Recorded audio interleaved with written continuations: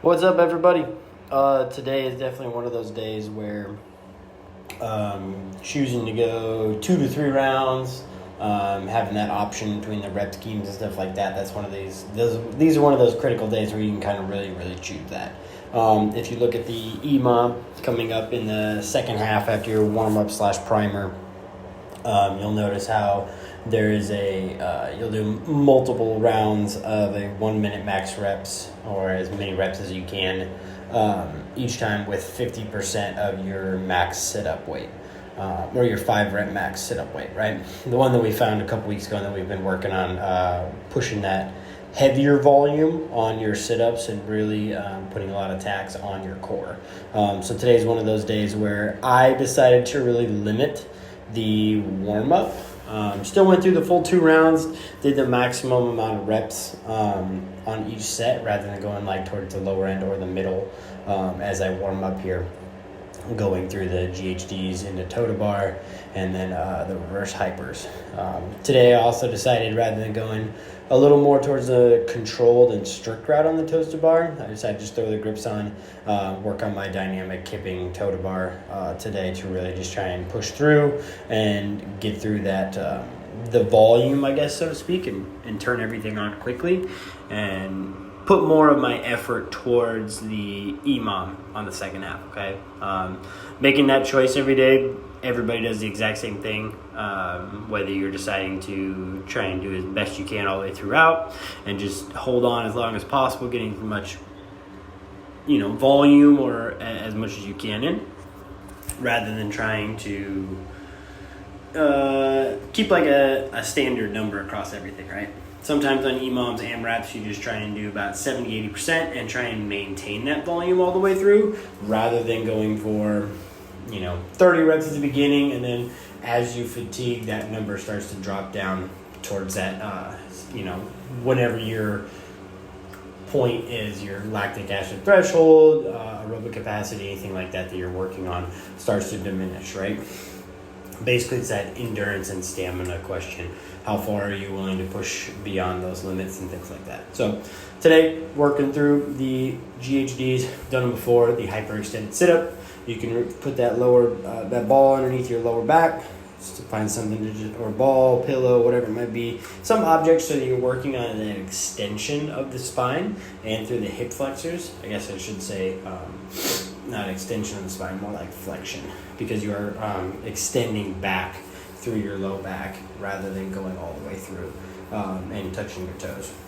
A little bit more of like an anatomy setup there. But so going through those, still working the full range of motion, getting that full tap at the floor back behind you, or letting shoulders or whatever works for you to try and work these.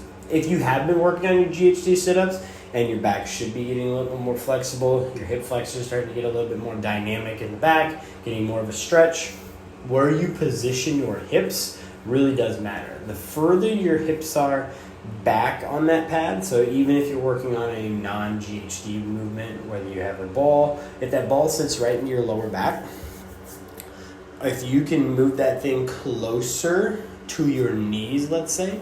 Now it's very incremental, right? 1 or 2 inches doesn't make a big difference on how much you can extend and work that extension. But when you do that, that allows you to extend more and you put more emphasis on the core versus the low back and hip flexors. So you can kind of play around with that in these few rounds as you warm up. So that's something you can start to be cognizant of and conscious of where you're starting to put that as your flexibility continues to improve across these rounds. So going through the warm-up, and then we will go into that EMOM, which I'll explain when we get there. So I'll see you guys in a second.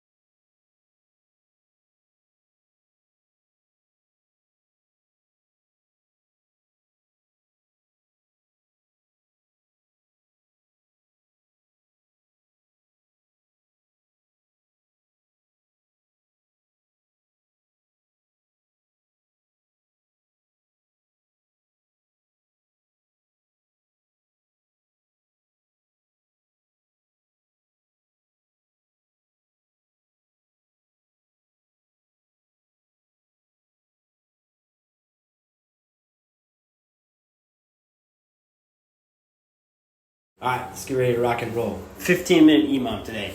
You have 3 different movements. You're going to go through 5 rounds. There is no rest time built in, only the transitions in which you go back and forth between moves. That's why I try and keep everything close. I have another clock here set up. I also trying to go pretty close to this 8-minute time frame as I kind of warm up, so you can kind of watch that. So if you are watching on your own, there's no specific clock on mine unless you go by my time. But I have this timer set up on the clock working my EMOM. First one, 50% of your max 5 reps. So if you did 100 pounds for your 5 rep, you were going to grab a 50-pound dumbbell with your feet anchored down, and you're going to hold it on your chest and do as many reps as you can within reason for that 1 minute, okay? Now, even though this is one of those things where you can really just kind of go for it and really just kind of light the world on fire in the first round or so, you're going to be very, very fatigued. So on one of these, think about how you would work on running a 100-meter sprint versus running like a 5K, right? Talking about something that's going to take 15 seconds or less, and then another thing that's going to take probably that 20 to 45 minute range depending on who you are. So as you do this is not one of those things where you can just bust out and go as fast as you possibly can for the first minute and try and hang on for the remainder of time. So picking a number, setting yourself up, just going a very smooth tempo for that first minute, and then try and match it. When you're done, flipping over, this is called a Chinese plank. Doesn't look like you're doing a lot, but your feet are tight together, your legs are straight, and I am flexing and pushing my hips and my butt up off the ground. My lower back is up. I'm really only bridging off my heels and my shoulder blades.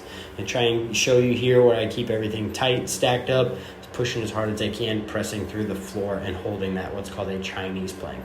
You can make this more obvious by putting yourself up on blocks, benches. That way, even if you are sagging and you start to fatigue a little bit, you're still not touching the ground. So if you do want to challenge, do it from the floor like this, keep your legs straight, and don't let your butt or your legs touch the ground without your knees bending.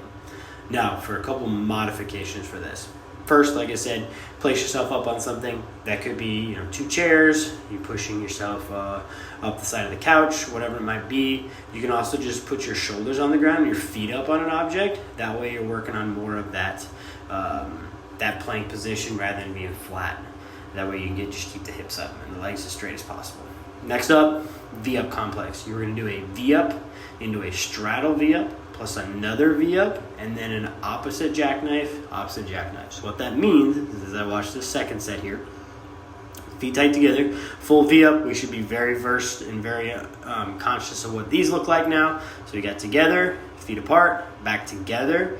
Right hand is going to go to left foot, left hand goes to right foot. That is 1. I'm trying to keep the heels up for the entire set, which ends up being 5 total movements.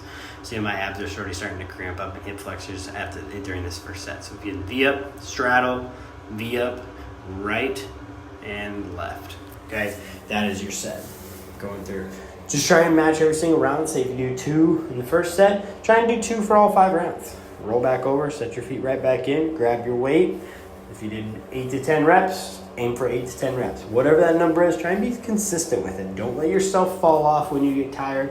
Keep a pace, stay diligent, stay steady, keep those reps coming. This is one of those things where you start to get tired, and all of a sudden you start from 8 reps. Round 2, you only get 7. Round 3, you get 6. Round 4, you can see where this train goes. It starts to drop off a little bit. Where if you would have done 7 reps on the first round, and you did 7, 7, 7 all the way through, doing 35 total reps, that is much more doable, and you gain more benefit out of doing 35 reps with a good consistent pace versus if you do 8 or 9 in the first round, then you do 7 or 8 on the second round. So now we're only about 16 reps in or so, and then you do 6, which would put you at 22, 5, which would put you at 27, and then maybe another 5 or so, which would put you at 32. So you actually end up netting more reps on the steadier pace rather than doing the higher pace one.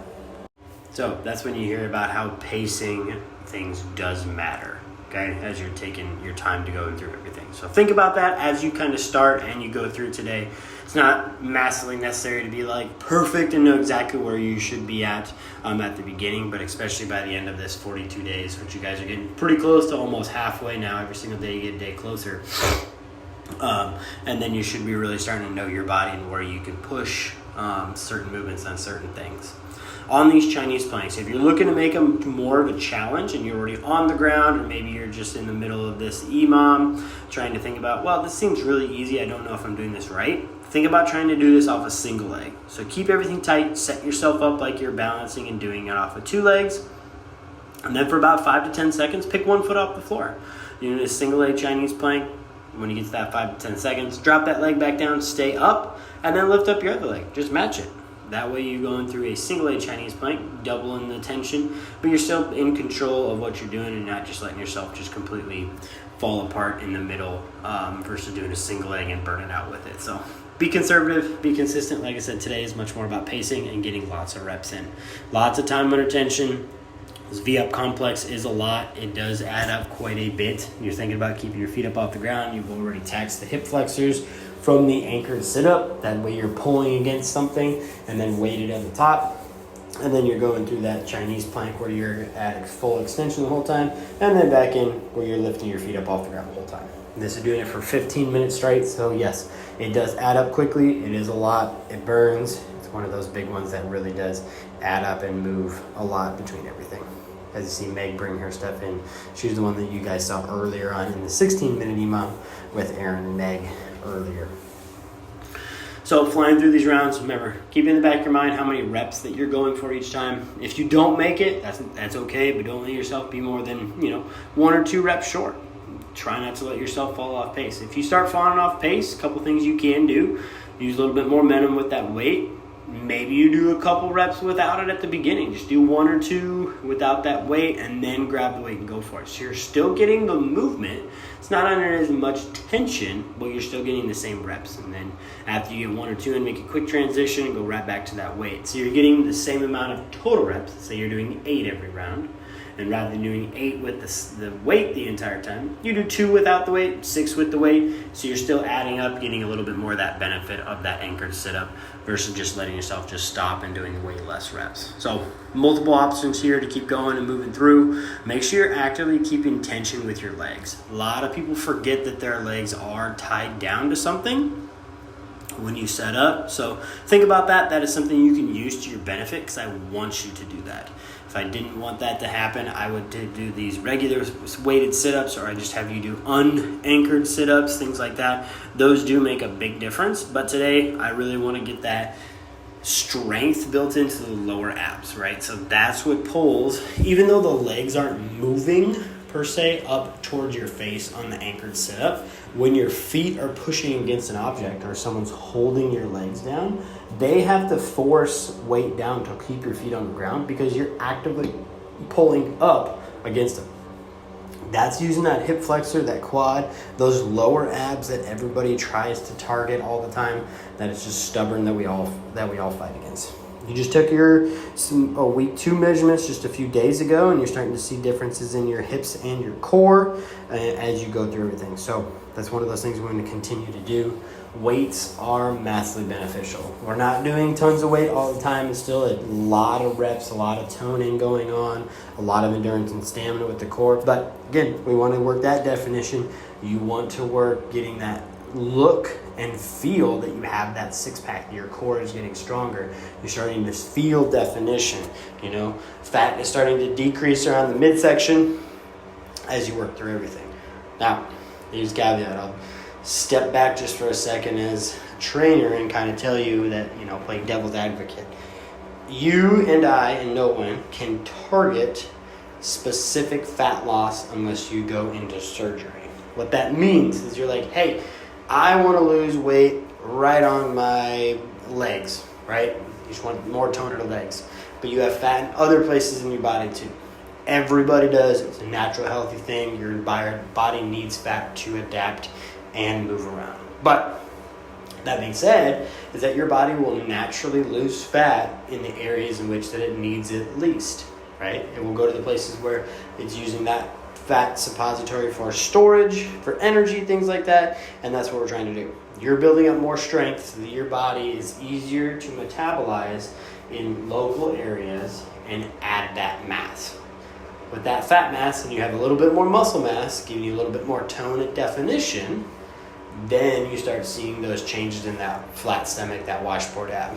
Okay, that's kind of how things go in a nutshell as you work through this EMOM. So think about that as you guys go through. This is massively beneficial for you. One thing you can kind of see here is I did change my grip.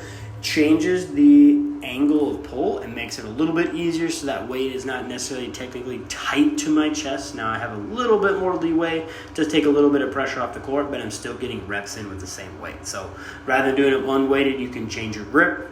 You can start moving that weight around. Remember, the closer the weight is to your chest and chin at all times, without it swinging away from your body, is where you want to keep that tension. That weight, if you're holding on to it and you start reaching it forward in front of you, it actually ends up being a modification to make it easier, because that weight ends up offsetting where your abs are trying to work. Okay, so a little bit of science.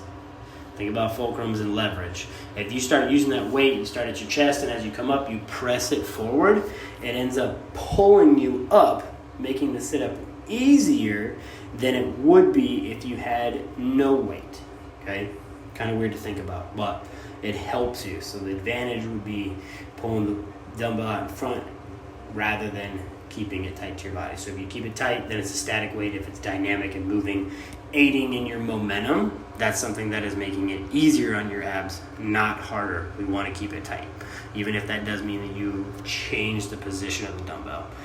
Honestly, if you took the dumbbell and you placed it behind your neck and tried to do a sit-up, it'd be significantly harder. Same thing if you took that weight up overhead, and without bringing it out in front of you with straight arms, you try to just sit up with it. Something you can try on your own. Sit up, anchor yourself on the ground, extend your arms straight up overhead, not to the sky, up back behind you, and without bringing your hands forward, try and do a sit-up with your arms straight up overhead. It is significantly harder because you're changing where the weight is placed in your leverage system. Okay, so done with the science.